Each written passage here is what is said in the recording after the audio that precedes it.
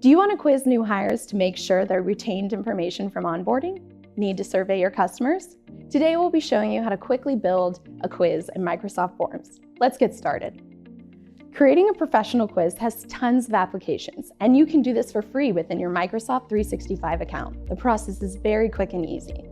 Select Forms in your Office 365 homepage. Click New Quiz.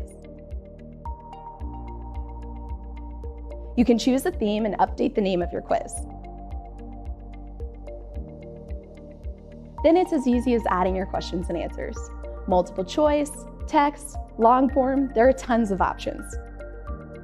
Select how many points each question is worth and preview the quiz.